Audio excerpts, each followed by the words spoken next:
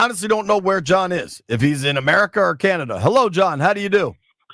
Very much in the United States of America, but thanks for asking. We're all good here. That's good to hear. Glad you're back.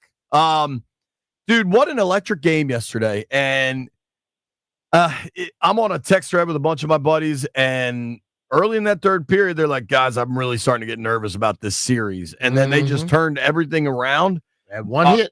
I mean, seriously, the Willie hit, what was that like in person? It was seismic. It was clean. There's a lot of folks, not a lot of folks, but there's some, especially in the Montreal camp, that took issue with the hit, and that's crazy. That's a clean hit. He hit him shoulder to shoulder. The follow-through is very legal. There's nothing that was wrong with that hit, unless you're Alexander Carrier, who got blasted in the next week. So I feel that it did absolutely turn things around. Duhaime scores shortly thereafter. Montreal's in a lot of trouble. And I think going back to game one, we realized that the Capitals are easily the better team in this series. And not all, sometimes the best team doesn't always win, but they have the best offensive weapons. Dylan Strome is off to one of the best starts any Capital has ever had offensively. First 4 games, there's only 4 guys in Caps playoff history that have had more points. So you're getting it from a lot of places. It's been a little uneven. They didn't have a very good game in game 3. But even when they were a turnover machine, they had 17 giveaways in game 3. And the special teams have been a little bit lacking. But even with that, they could have won game 3. And they did win game 4 because they were much better in controlling their zone. And when given the opportunity after the Wilson hit and being able to find different guys, Duhaime and Mangiapane, not exactly leading the offense during the regular season, both huge games, huge third periods yesterday in being able to finish them off. So 3-1 coming home. I mean, look, the history of things here is, it's not over till it's over, and Caps fans know that as well as anybody. But I'm telling you, the Caps are the better team, and I think they have a really good chance of closing this thing out on Wednesday night. We talk about people maturing, and you can look at Tom. I think they've tried all types of things with Tom. They tried to, agitate him, but he stayed cool. And that hit yesterday just shows a lot about it, where he hit the guy legally, but it completely changed the game. It did, but they haven't gotten under his skin like they would normally have done. Yeah, and Tom even said to us after game 3, look, I was on tilt a little bit. I'm paraphrasing, but he knew that he was a little bit over the line, and he can't be in the penalty box because he's too valuable. He scores too many goals. He is too valuable on the penalty kill. He's too much of a deterrent on the ice. Everybody's going to wake up when he's coming their direction. So he knows he had to be better from game 3 to game 4, and he absolutely was. And to be able to time that hit the way that he did, pick your spots, do it legally, he absolutely did, and not spend the time in the penalty box where you're not able to contribute to the cause. I thought he was good. There are a lot of guys that have been very good in this series, and now you're looking at, it sure sounds like we're going to see Alexei Protas on Wednesday, who's been out here for 3 weeks. So it's only getting better here, getting Logan Thompson back, getting Protas back. Missing Martin Faravari sucks, but everything else about what's going on here, pretty encouraging. No team is going to sweep anybody, and the Caps could get it done as quickly as any team if they can win on Wednesday night. Ovi's penalty, when they put him in the box, I thought that was an inadvertent hit. I got to tell you, I wasn't entirely. I understand why they called it, and I didn't get too up in arms about it. But I don't disagree with that. I think he kind of ran into Ovi, and it was a little bit of coincidental that they met in the place that they did. But much like Wilson, I mean, when you've got big guys against little guys, sometimes you're not going to get the benefit of the doubt. But you are seeing, even when those things get called, why are the Capitals successful? They're successful because they're big and they can skate and they have offense and they play good defense. And game 3 wasn't good for them, but the other 3 games in this series, Montreal hasn't had a lot of answers. And now, as they're coming home on Wednesday night, the thing that was so impressive, Spencer Carberry outcoached Martin St. Louis last night in a big way. And he's a rookie head coach, a tremendous player, obviously, but MSL's never done this before. Spencer Carberry went to school on his experience against a very experienced coach last year. in Peter Laviolette. And even though he didn't have last change, he owned it last night. So the coaching, the goaltending, the defense, the offense, there's really a lot of things going right. Every game's going to be close. It's the playoffs. That's the way that it goes. Montreal's a good team. They're coming in the next year or two. They're going to be a regular, I think, in the Stanley Cup playoffs. But right now, Washington's just the better team. BMitch in Philly, 106.7 The Fan on the Rude Guest Hotline. We're talking to our friend John Walton. Rude, the most reliable heating and air conditioning products in the DMV. And John, I've talked to you many times. I always said about when this team used to be where they stood around and watch Ovi. And as you just stated, everybody seems to be doing their job. You just talked about Carberry, how great he's doing. But the people who are picking all this talent and making sure that they're assigned, they should be commended as well, you think? Yeah, absolutely. I mean, Brian McClellan and Chris Patrick last summer is really where this started. The Capitals were a fringe playoff team a year ago. They got in. They weren't there long, but they went out and got Matt Roy and went out and got Pierre-Luc Dubois and went out and got Brandon Duhaime. Look what he did last night. Yeah. Got Andrew Mangiapane. Look what he did last night. They brought in 7 guys that all clicked as well as they could have clicked. Yeah. And to be able to contribute and turn this from a team that, yeah, you know what, they're a pretty good team to, wow, they're a very good team. And being able to get more from guys that maybe didn't have the career going in other places that they had hoped, they've come here and they've excelled. And I think being able to have the hockey operations staff the Capitals does, it's no accident that the Capitals are in this position. They went out and identified guys, they worked, and now here they are on the verge of the second round. They didn't start off like I expected them to start yesterday, but they were able to come back. When you look at this game coming up on Wednesday, do you feel they have to get a fast start? Because what I've noticed about the Canadians, they are not just falling back. They don't just take a backseat. They're very opportunistic, and if you give them a chance, they're going to hurt you.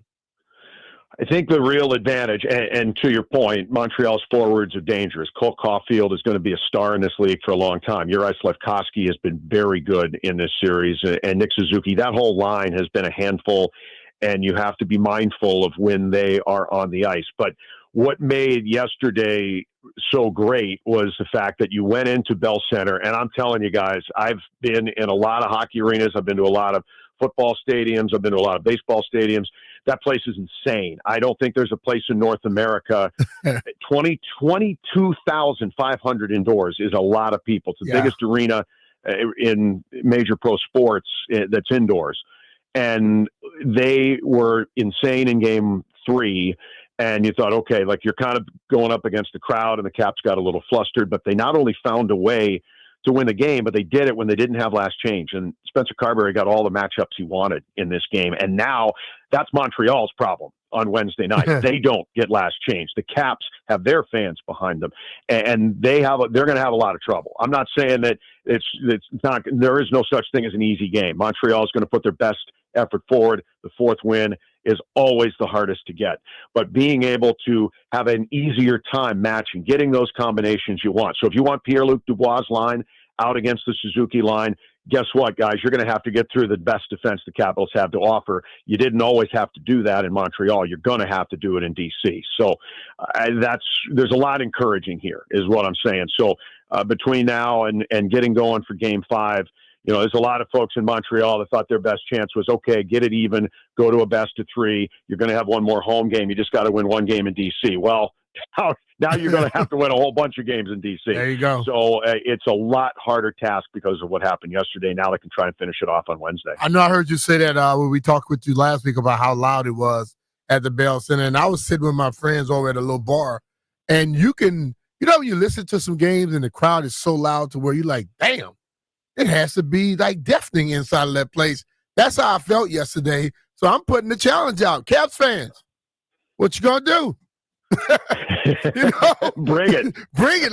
Let's show them that, we can get the same thing, because I can see why they play so hard at home, because their fans are truly behind them.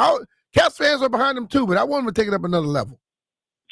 I couldn't hear myself in my own headset. I was talking with Tarek El-Bashir, who was on TNT duty for the game, and he's trying to hear in his earpiece from the producer, and good luck, couldn't do it. You're out the bowl.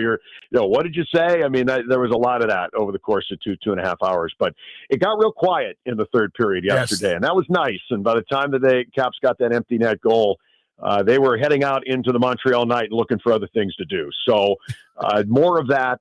Don't go back to Montreal. Finish it off here, and you won't have to worry about contending with that again. You can get ready for what is probably the Carolina Hurricanes. They're up 3-1 on the other side. So finishing it off, getting a little bit of rest would be nice. If they can finish it off on Wednesday, no guarantees of anything, but it certainly would behoove them to be able to try and nail it down and then have a few days to rest, reflect, and get ready for what's next. Are you worried about any kind of retaliation towards Tom? Although it's absolutely legal, I hate the fact that guys that are strong and big, they always seem to be doing.